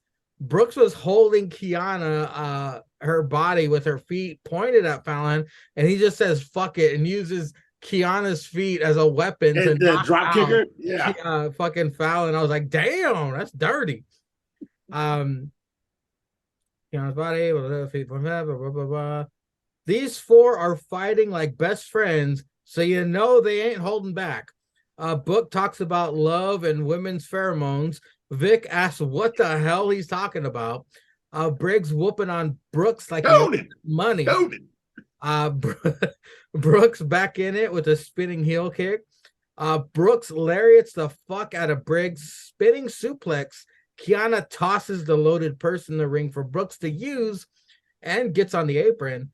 Brooks attempts to use it, misses, and knocks Kiana off the apron. Briggs takes Brooks' head off with a clothesline for the win. To add insult to injury, Kiana leaves Brooks. I never loved you. Briggs then consoles Brooks because he know the power of that pussy, man. He know the power of that pussy. It's bros before hoes. Yeah, man, but he's a virgin, man. Kind of embrace, kind of. He kissed him on the forehead. But of course, the story will continue following this. Real quick, Kinsey with Dragon Lee ask about Noam Dar. Nothing special here. And then we get scripts bullshit, which nobody cares about. Cesar, Kiana, and Brooks versus Briggs and Fallon. The story that continues. And let's be honest, after Index, this was probably the best story about a man and a woman on NX. Man, you imagine if Beth was here. You imagine the kind of shit if Beth was her bean, she'd be like, boy, she'd be flicking that bean. She'd be speed bagging that bean. Yeah, some Rocky 5. Yeah, flicking that bean like me, Joe Green. Speed bagging that bean. Speed bagging. That's the episode, man, Griff. Speed bag the bean. Oh, I miss Beth. Oh, fucking Beth. She was goated, man. She was goated. Yeah. I mean, let's be honest. This shit was CRT. It was Coon RT this whole episode. Because Book was cooning from the opening bell to the ending bell. God damn it. He was talking that shit. You get mixed up with these women and they got their pheromones all over you. What the hell are you talking about? What the hell are you talking about, Book? That Book was just saying shit off the top, bro. Book on that yak. I'm trying to tell y'all, Book like to get liquored up before he go out there. And that's why he be cool. He's got that Hennessy with the pinky up. With the pinky out. Got that good yak. Book's like, I was hanging out with Uncle Shannon Sharp. got me some hen dog and a couple of these black and milds. He's like, ha ha, I'm cooning. But yeah, the only storyline that is still good right now, and well, still entertaining and good. These motherfuckers. So we got old suit Brooks and Jensen and Fallon, and they all fighting around and shit. Yeah, the crowd wants Fallon. Fallon comes in hot all over Kiana. You know what I'm saying? They fighting and wrestling around. They kind of were dodging each other's moves there for a bit, which it's like the small things like Randy Orton says I liked about that, because they were tag team champs for however short, but they still were together even though they hated each other. With those bitches getting called up, I mean, what are they gonna do with them titles now? Which bitches is gone? So who knows? But man, yeah, this shit was still entertaining. Yeah, you can't get between a man and his woman, you know. Man's a virgin, Sangria. Well, come on, man. You can't hold him against that, man. He got him a first taste. Cesar, I know we the match has been talked about already, but I have a very important question to you. Yeah, okay. Because we still have a draft day coming up on Monday. Sure. What if Kiana and her assistant get drafted to Monday Night Raw? I'm watching every week. I ain't missing. You think gotta be a package deal because it's her assistant. You think Brooks ain't showing over there to clap cheeks? This Monday Night Raw. Spoil our story. We've been talking about this story for 6 months. It would advance it. For 6 months, we've been talking about this story. Jensen's got to clap them cheeks, and if they get drafted, it ruins everything. Did you forget Monday Night Raw is the home of the live sex celebration, motherfucker? They want you to clap cheeks on Monday Night Raw. Yeah, but Jensen? Yeah, he clapping cheeks on Monday. Man, Grant, he ain't wearing no condom. You know why? Because it's Monday Night Raw. That shit, Monday Night Raw. That's meat to meat. Meat to meat. No meat. Bread, no water. Just me. Two big sweaty men slapping me. It's Monday Night Raw. He ain't wearing no connies. Fuck, he going to the canteen after that, baby. He got to get that plan B. It's meat to meat. It's meat to meat. But yeah, bros before hoes, man, say, look, man, her little puppy love, man. She was maybe, gave him over the pants to HJ, you know what I'm saying? He busted a nut. He loved that girl. She was giving him a little taste of the other night. Wait. He's still got his V card? We don't know. We don't know. Oh. We don't know. He changed from head to toe for that woman. She gotta give it up. She had to give it up. Well, she was buying him suits and shit. You know that pussy dry up when she got to buy her man shit. When she got to pull out the card. That's why you always pay for a date. Man, a woman pull out a date. That shit dried in the Sahara, baby. Dried in 1,000-year-old wolf pussy. You ain't getting none after that. You ain't pulling out the card to pay. Kiana, the rich one, let her pay. Yeah, let that. It's a equal rights and lefts. And you know what I'm saying? Especially in the ring, hit that bitch. Cesar, but anyway, let me steal this one. City boy. Yeah, let that girl pay. Sticks. Then you give her some. Then you give her some of that country long, country strong. Sticks. Yeah. That being said, your thoughts on Kiana and Brooks versus Briggs and Fallon. The story the tripod is fully invested in. Yeah. Let me start off with this. AEW has QTV, NXT, and don't cancel me for what I'm about to say. AEW, NXT has CTV. We have Coon TV, but the boy Book. I cannot put that as the fucking Sticks. God damn it, Sticks. God damn it. You just had to say it. You just had to say it. Fuck. He cooning. He's been cooning. No, I can't use that as the title, Sticks. I can't. Caesar invites me to the barbecues. He allows me a comment every once in a while. I'm using my card this week, so As you just put down CTV. I mean, that's what we get for NXT. I've already called it Coon RT. He called it Coon TV. I mean, that's what the episode is. Book Coonan. Just put Book Coonan. But I guarantee if you book Coonan and you put the hashtag Booker T and you put the hashtag Coonan, 100 views, million views. And canceled. It don't matter. You private anyway. Write that shit. Who cares? Take a risk. At least you can say you've been canceled. You'll be the most. Even the sheriff ain't been canceled yet, so at least you can say you got that on him. Yeah, you get canceled before the sheriff. You do something right in life. Yeah, I'll just update this on my YouTube page. There's a cat. But this was a good match. That's Chunk. He's the heartbreak cat.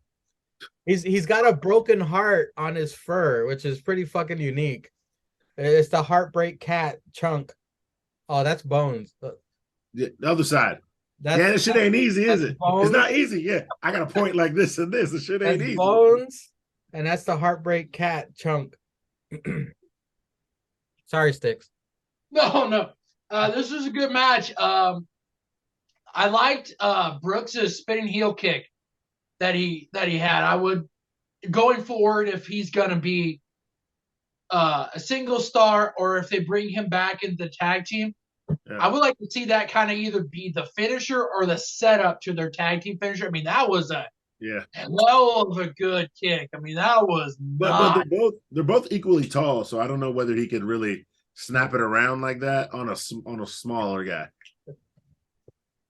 Yeah, I mean, it was just a good match. I mean, you would have liked to seen it placed maybe differently, but I mean, it is what it is. Our storyline continues. Now we're gonna find out. I mean, do Fallon and Briggs, do they welcome him back with open arms? I mean, like Cesar said, it was like Cesar Mingri said. I mean, we didn't get a full hug, but I mean, like Cesar said, he did give him the brotherly kiss on the forehead. So I mean, maybe we don't get a split up of a tag team that we were. Players fuck up, man. Players fuck up. Hoes getting away. Players fuck up. I mean, that Voodoo Clan, man, there's a reason why it's a Voodoo Clan, man. It talks to you and it puts you under a spell, man. That's why they call it the Snow Statue. R.I.P. to Sol Ruka, who got injured in a lot. She got injured in that goddamn lot. See, her friend should have went with her. That selfish bitch. You supposed to go with Sol. You know how that lot is. That's the thing I don't understand. That's the thing I don't understand. Girls will go in the bathroom together, but she just up on in the NXT lot. Yeah, you up and you're gonna leave her. I mean, there's two dangerous spots in NXT. That parking lot and that Booker T announcing chair. Two dangerous spots in NXT. Yeah. You get lit up in that announcing chair, but you get injured in that damn lot. You damn right. I mean, there's people we haven't seen for a long while that have gotten injured in that lot. I mean, where's Nikita? Nikita? I mean, Nikita. I know we saw her. We saw her in the opener, but we haven't seen Sleepy Chew on TV for a hot minute. So I mean, but they should have played that out with her in a wheelchair and shit, like they did, and in her onesie, like in handicap placard. Oh, and shout out to Ivy now beating everybody in arm wrestling and becoming the picnic champ. The new undisputed champion of undisputed champion. Yeah, shout out to Big Ive. Well, Big Ive, baby. Sticks, let me just move on here. Oba Femi evicted from his place, throws furniture out. He debuts next week. Weird. It said next week. I could have swore it said next week. No, it said up next. And then we get NXT Anonymous caught footage of like you guys had said, Sol Ruka. Big ups. And then Oba Femi debuts. The welcome wagon of Oral Mensa faces him. I thought it would be Raj Guru because he's always the one who gets murdered. Good Lord, he 1159 dark, and as strong as they come, he murders Ricochet with hair. Am I watching Level Up? Is this a Sticks assignment? Gigi Gump gets on commentary headset and talks trash about JC. Her brother will be here next week.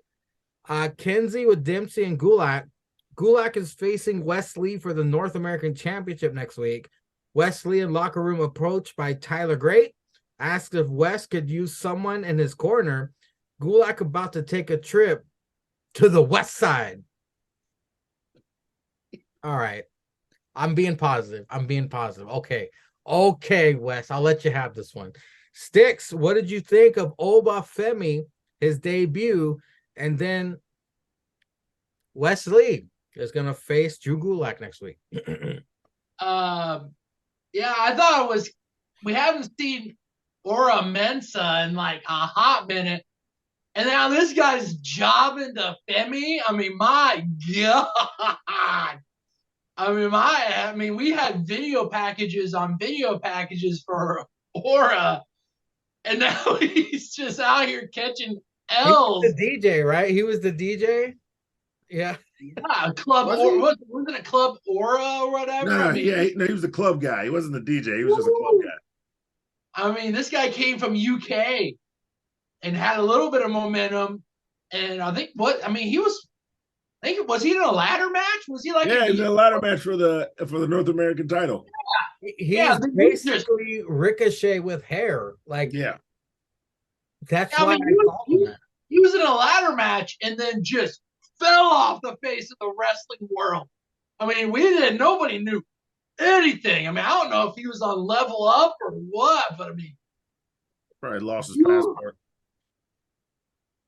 And then comes back and gets beat by the professional furniture mover himself, Femi. And then we had JJ get on the set. I didn't know what was going on because I heard a voice. It was just like, yeah, I'm gonna give it back to you. Yeah, I'm gonna give it back to you. I'm like, okay. So they fuck up and they tap into the wrong microphone, and they go to the announcing tables, and there's JJ telling Sick Vic that he's gonna give him back. She's gonna give him back his headset and call out his headset.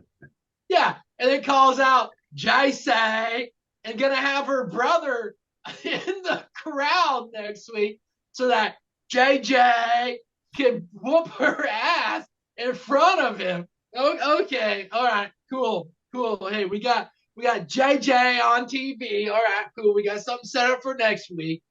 And we got Tyler Great backstage with Wesley. We had Drew and Charlie backstage. Okay, I mean, like they talked about, Charlie and Drew talked about how Wes is burning the candle on both ends, doing these open challenges. Tyler even brought that up to him, offering him his assistance back to be at ringside. We know what's going to happen. Wes will probably end up retaining, and then Tyler will be like, hey, I helped you out. Hey, how about you give your boy a shot? Now, I won't be mad at that match. I mean, Tyler and Wesley. But you need to have that pay-per-view, though. Well, yeah. I mean, because if you don't, then if they don't do that Battleground, that better be the main event of Tuesday night. Because if that isn't, then Cross-Eyed Kid will be giving the finger to everybody, because that will be a fuck shit call of the month if you don't have that be the main event. But I mean, all in all, I mean, you debuted, you had a guy get it look strong, and then you got a call out and a match set up for next week. So kept the show moving.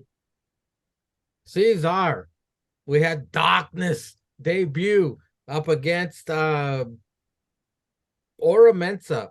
And then we had the whole situation with Kenzie, Dempsey, Gulak, Wes, and the big strong Oi. Mm-hmm. But yeah, it's been 2 weeks. But he cooking again, because we had some nigga on nigga Mandingo fight in the ring. I knew you could stay away. Hey, I knew you could stay away, boy. I knew you could. That draft, I understand. You was losing people to the draft. You knew what was coming. You had to be hanging around Road Dogg, and that nigga was getting high, drinking Hennessy, and it was reminding you of your roots. It was reminding you that you cotton candy, and you can't go without your show having them nigga on nigga Mandingo fights. And then, You probably had the black community in their bag. You put a light-skinned Drake-looking cracker against a super dark. You had 1159 versus Yeah, 45. You had Michael Blackson dark versus Drake light-skinned having ass. Ooh, so you even had the dark niggas fighting against the light niggas. Ooh, it was probably on Twitter. I should have been on Black Twitter for this match. Boy, I bet they was going off. Ooh, yeah, I knew you could stay away from Mandingo fights. I knew you could stay away. And then you chose the 100% field dark nigga to win that match. Because you know what time it is. You know that half white be holding them niggas back. They can't feel they're real African. They can't hear the drums. You know what I'm saying? They can't hear the they can't hear that shit when they light skin. They don't hear the Wakanda forever. Yeah, you can't feel that shit. Name a light skin in Wakanda. Did you say Ooga Book? Yeah, nigga. That's that real African shit. Yeah. Beating on the drums, nigga. Name a light skin in Wakanda forever. You can't. You can't name a light skinned nigga in Wakanda to save your life. Drake can't even get a passport in the Wakanda. He got some cracker in him. It's 100% field out there, boy. Ooh. Cross-eyed fuck is back. He back, Jack.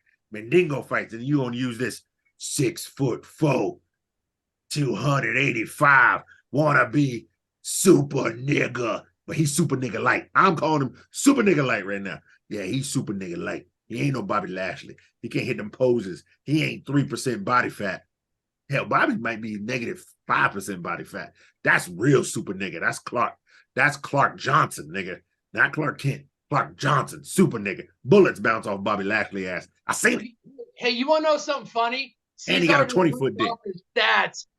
Vic had a correct book because he said like 6'4", 275, and Vic was like, he's 6'6", 315, 320. He had a correct book on the guy's stats. Book trying to make this nigga like the center of the Lakers in '88 or some shit. God damn. The nigga said 6'7", like he LeBron James out this bitch. Nigga just 6'4", shit. But yeah, nigga fights. I don't even know what really happened. Bobby Lashley is so buff. His muscles ate all the hair on his body. Damn right. That nigga's dick can bench 380. I seen it in the gym. Damn, Bobby Lashley just wrapped his dick around the bench. It was like, rah, rah, rah. That shit was throwing up weight, nigga.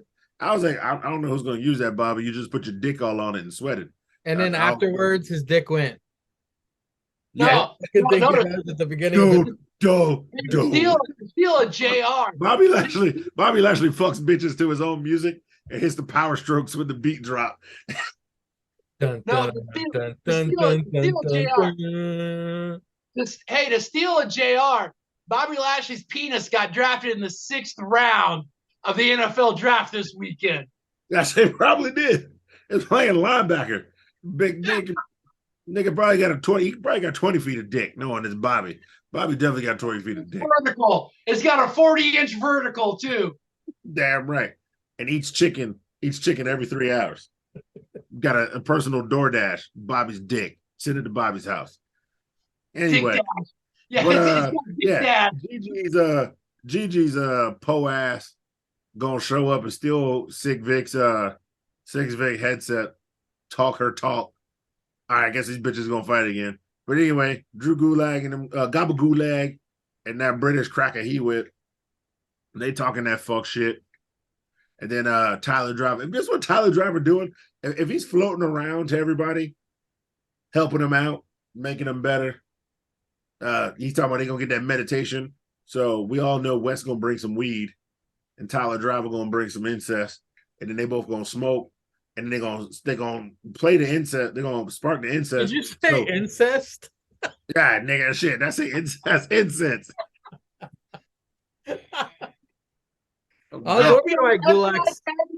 FBI's gonna check his internet history. He's gonna check his internet history. Shit, I ain't from Bama. That super nigga in the ring was where he went to school. Jesus. Yeah. So he gonna smoke some weed. Have some fuck it, I'm gonna keep saying it. He ain't gonna smoke some weed, they're gonna burn some incest, and then them niggas gonna be high as fuck. so West can hit some flippy dippy all around that goddamn ring. That damn West gonna be higher than Snoop and the Sheriff during WrestleMania. Nigga gonna be Cloud 10, not even Cloud 9, Cloud 10. It's gonna be on some real fuck shit, girl. Hey, they gonna hit that Martha Marijuana Lounge. Yeah, damn right. And smoke that shit out. But yeah, that's always good shit. And yeah, West versus Gabagool, take his ass to the west side of town. You know what I'm saying? And be fucking some shit up. And now we're moving on to the main event. It's for the NXT Women's Championship. We got Indy Hartwell, champion, defending against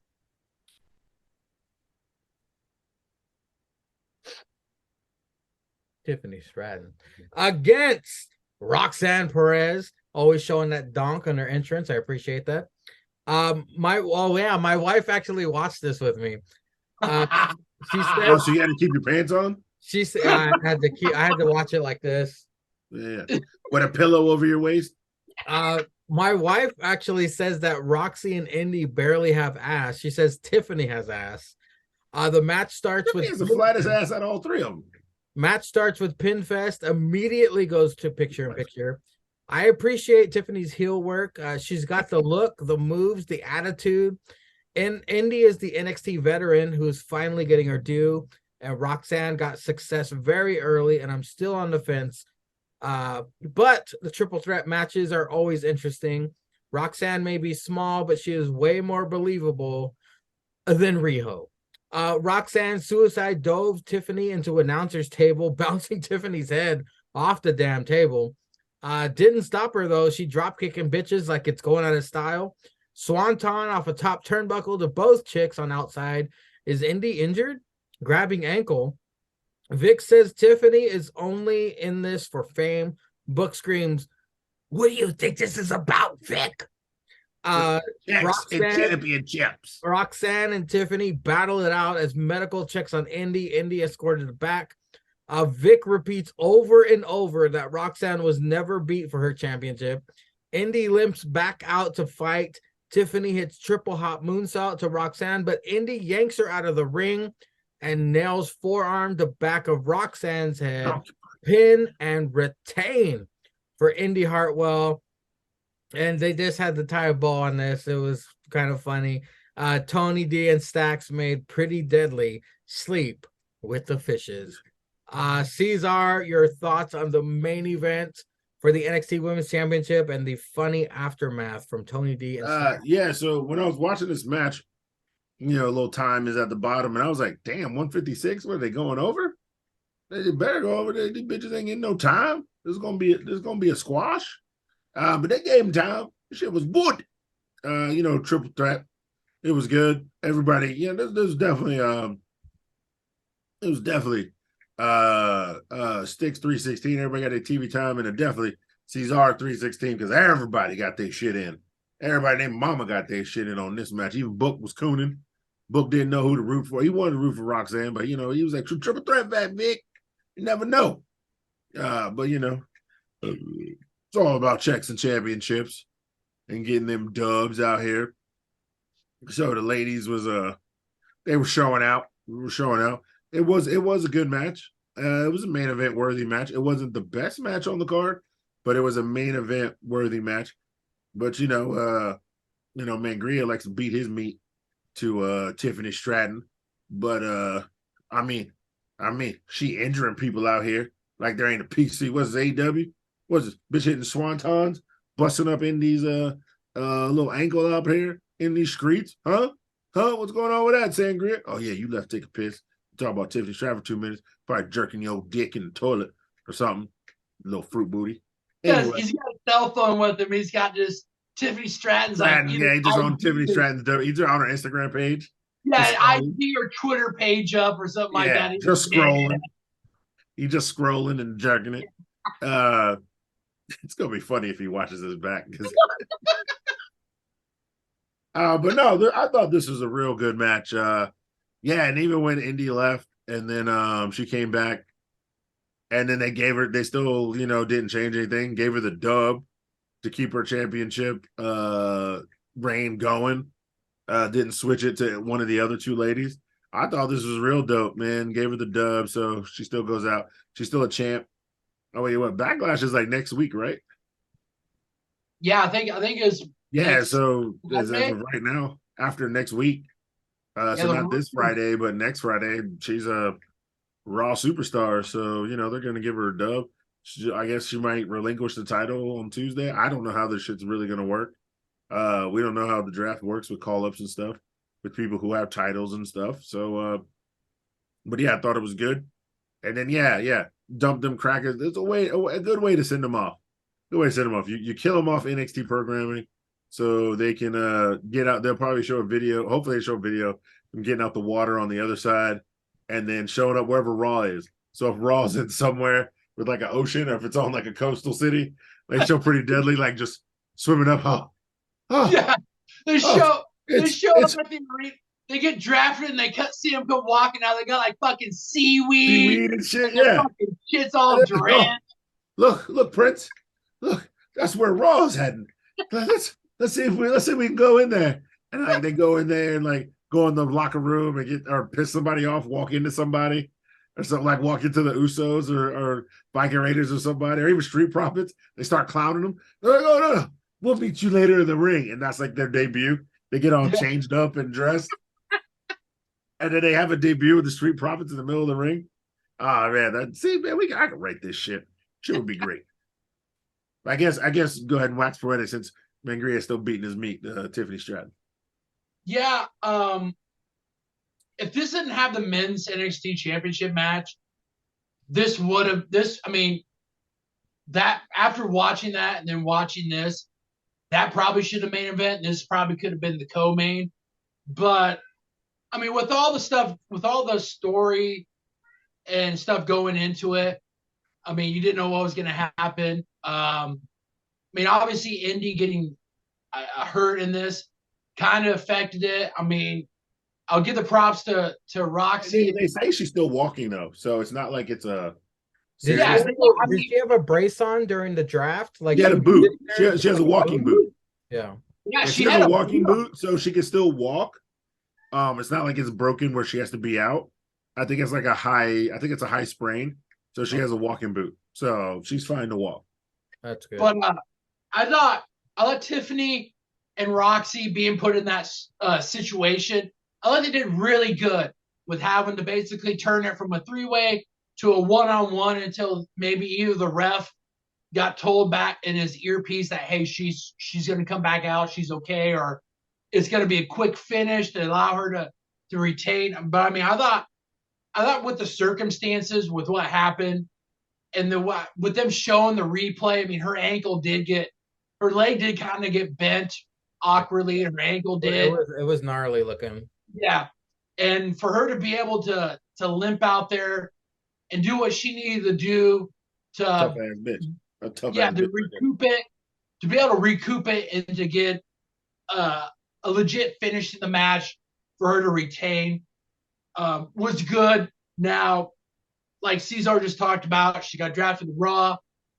Now, is this the time where maybe you get Tiffany Stratton that comes out and says, okay, yeah, I was in that match. You won, but you didn't pin me. Like, I hit my finisher on Roxy, and I was going to win, but you pulled me off. So do we get Tiffany versus Indy? And is this where they do pass the baton to Tiffany? Or does, like Cesar said, with Indy getting drafted, does she just relinquish it? Now, do we either have a tournament, or do we have a battle royal? I mean, that's going to be the interesting thing going forward. All in all, this wasn't a bad women's match, especially with the circumstances that happened.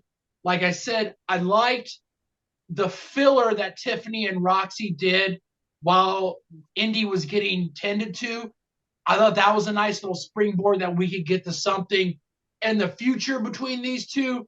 But all in all, and the finish, like I said, I thought Spring Breakin' as a show with them starting it. You had the middle part with Tony D and Stacks, and in the end, I thought this was a huge springboard for Tony D and Stacks as a tag team, as a legit threat in NXT. I thought this was huge for them. to springboard them forward for the future of them being that possibly tag team champions. All in all, before we had the human dumpster fire of ATW, this show, NXT Spring Break-In from start to finish, was a excellent TV premium live event. This was really good. And I know we say this all the time. I wouldn't expect anything less from NXT. We've had some downs with them, but I feel like now we're on the upswing. Like we're starting to now get some of the good shit, and we're going to get good television going forward. What I do, remember, like I always said, like I've been saying lately, not what I always said, but I've been saying lately, I like Tony D and Stacks more backstage with these skits than them in the ring. They are way better backstage, and especially like this is more filmed backstage shit. They are way better at that than they are cutting promos in the ring, because I think that's where we fell off with Tony D. Like he was cutting all these promos in the ring and it was just blonde, and he was having kept matches. taking L's as well. They kept taking L after L after L. And now that they're getting better in the ring, it's making me, like I said, I was against Tony D from the beginning. I thought this gimmick was doomed. Now it's growing on me. Now I'm fully behind Tony D and Stacks. I love it. I hope they become, like I said, I hope they add another member, because they got to do NXT dirty to get them tag titles. That's how far Tony D goes. I understand. Yeah, but that being said, gentlemen, again, NXT, I'm going to be 100% honest every time on this show. NXT was by far the better show this week. It usually is. ATW, please, for the love of Christ, get better. Please don't make me waste my time on this garbage. And now they're adding yet another show. Come on, guys, get your shit together. But I digress. They're going to split the roster, though. Thank you, everybody, for watching. Thank you, everybody, for subscribing, listening. And until next time, until next time, take care of yourself and each other.